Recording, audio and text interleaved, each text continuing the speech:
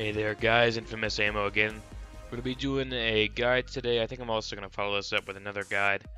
But today we're going to be talking about Grux, one of my favorite junglers, fighters in general really. I'm going to show you my deck, which I haven't optimized it yet. I haven't bothered doing the math and all that I need to, but I will eventually. But it serves me pretty well. I usually do pretty fine, I guess. Well against other Gruxes, and it works pretty good. So let's get started. First, we're going to look at his abilities. If you're new, you won't be familiar with these, or if maybe you're not completely familiar. This is probably geared a little bit more towards beginners, but if nothing else, I'll probably leave in the description when I go to the deck, so you can skip to that if you already know about his abilities and you know ways to get started. Alright, we have Chop. It's his basic attack. Pretty alright attack time to start, 1.2, not bad. There's others 1.4 or higher.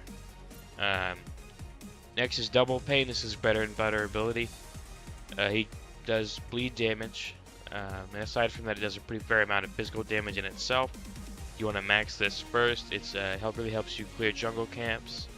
Helps you get kills. His best ability, probably. Well, not necessarily, depends.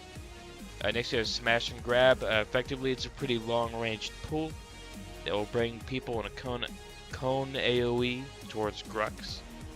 Now, if you're against the Grux, always remember to run sideways out of the cone, not backwards, because usually if you're running backwards, you won't escape. It's better to run to the side. Alright, continuing, we're at Charge. He moves forward. It's kind of faster than running speed, I believe. It's not teleport or anything. You can be pushed out of it. It's very preventable. One second, I gotta do a yawn. Sorry about that. It does a bit of damage. I personally prefer to level Smash and Grab after Double Pain is already maxed over Charge, but that's personal preference. I'm not sure it matters that much. Their scaling isn't too different, but I do think Smash and Grab might be a little bit better. Now, Warlord's Challenge. Is his ultimate. It does a very brief stun to people on an AoE, not an especially big one, but big enough. Now this can be, you can get knocked out of this or stunned if they time it right. You should keep that in mind. So basically what happens also, you get bleed and a little bit of extra physical damage on your basic attacks. For this reason, I really do recommend getting as much attack speed as you can on Grux. Because what that lets you do effectively is that when you pop this, you can get way more bleed stacks accumulated than otherwise. Now, we're going to talk about that in my deck in a moment. But yeah, that's him. That's what he does. He's really good at ganking if you pull correctly. Him in combination with a Chimera.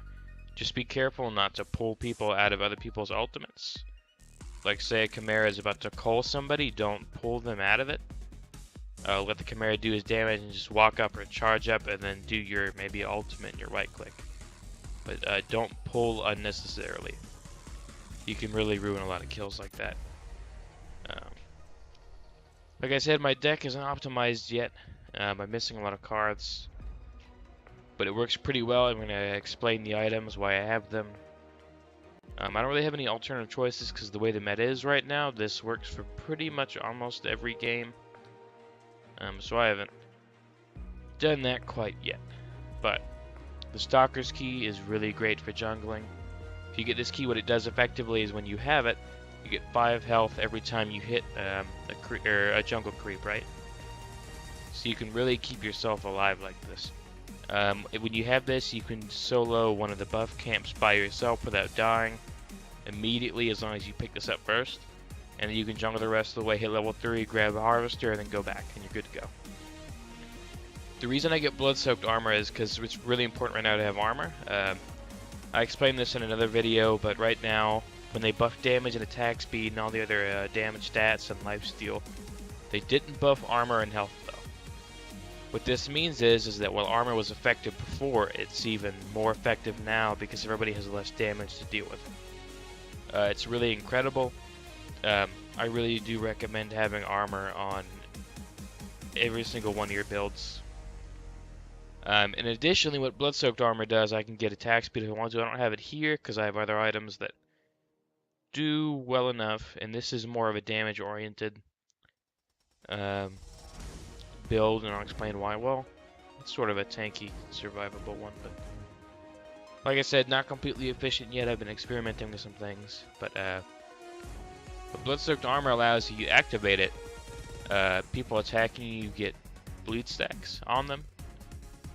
Now, it's not that great, but it is additional damage that they're taking as a result of attacking you. It only works when they basic attack you, but right now there's so many tanks and warriors in the game, or every game, so it does its job. I recommend this being the first armor you get in every game, because there's always going to be warriors. It'll give you kind of an edge against the other warriors if they didn't build any armor. Now, I do believe that every character in the game should have a ward on them. In this case, I get a Brawler's Ward. The reason I choose a Brawler's Ward is because it does give a little bit of mana. And while Grux doesn't need a ton, although he does run out of mana a lot. I usually take blue buff to kind of offset that. With a little bit of mana, isn't huge, but it does help a little bit, and you get some damage on there. Now, you don't really always have to have energy armor. Honestly, it's not that prominent of a thing right now, the OC casters. Sometimes like, there's an Iggy, I definitely recommend getting energy armor, because the way it works is when Iggy's flamethrower is happening, that damage that it does is really small per tick, and the armor affects that amount. So it'll go down to 1, and it reduces it significantly more than if it reduced the total. So it'll be doing 1 damage per tick to you. Now, if the Iggy has the poison item, it'll still hurt pretty bad, but yeah. Next, we have Void Steel Dagger. You always want a Pierce available to you in case the enemy team does build armor. So always get a little bit of Pierce and have it available should you need it. In this case, I do recommend Void Steel Dagger. It's pretty common in Grux's build. You could also you could definitely replace the Brawler's Ward with an Assassin's Ward. Get penetration on that, and then more penetration on a Void Steel Dagger if they have a lot of armor. Maybe even a little lifesteal if you want, but lifesteal, when it got nerfed recently, it became kind of bad, honestly. Not super worth it. And then Windcarver Blade, obviously attack speed, more damage. This deck, if you want it, could definitely use more attack speed. Now, we're also going to discuss Flash Fire Pistons. You see that in a lot of warrior builds. The reason I don't have it here is because the issue with Flash Fire Pistons for me is the way they work. They're really good early on, right? You get them early, they're 2 points, they're cheaper, so you can gank early. But if you do use them, you need to be able to replace them in the late game, because Flash Fire Pistons, when you max them out, you get less than you would if you maxed out a 3-cost item. Like it's worth less per card point, right? Like it's, I don't know how to explain it. Basically, you get less in the end. Wow, my voice cracked. Not great. Not great. Long day. But they're definitely good for the early game. But if it gets in the late game and you're full of flash fire pistons and the enemy warriors aren't, you're probably gonna get destroyed. So we're gonna talk a little bit now about how Grux should be used. Really, it's just being able to know where you need to be, kind of communicating with your fellow warriors. Communication is really important. Positioning, you need to come up from behind if you can, or if you have to come up from the front, do it quickly and get your grab off before they're right at the edge of it, because they'll get away then. If they know they're running to the side, like I mentioned earlier, they'll probably get out of it. Sometimes it's better to wait till they have their back turned to you. If they do, they won't see it as easily. You're not going to hit every grab, but you can get some really good ones. Another thing is the way I like to use it a lot. Let's say you're in a fight, you do have an ADC and they're getting attacked by a Kallari who snuck them in the back. You can pull Kallari off of your ADC real quick with a good grab, or You can move people around in a team fight if you need to. Say you have a Chimera trying to kill somebody and he's getting overwhelmed. You can pull some of the enemies off of him. Just a lot of utility there. And then his ultimate is absolutely excellent when a bunch of warriors jump in and you jump in after or they're on you. The ultimate, they're briefly stunned, you hit a right click and you maybe dash out, or if you're pretty confident that you and your team can defeat them, just sit there and wail on them for a while, get some bleed stacks off. Really good. What's important to understand about Grux, he's not especially beefy. I mean, the armor helps and all that, but he's not a tank by any means.